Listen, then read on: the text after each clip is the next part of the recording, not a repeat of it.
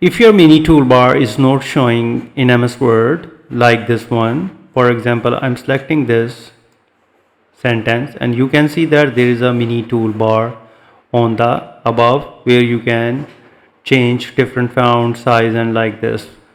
And for example, if I select this sentence and now you can see that there is no mini toolbar. So how you can fix that? You need to go to the file and click on the option, and under the general tab you need to click on the show mini toolbar on selection.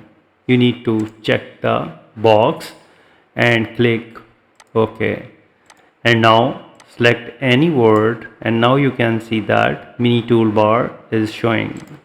So if you are having this problem, you can just fix that with this method. So if you think this video is supportive, please support my channel. Thanks for watching.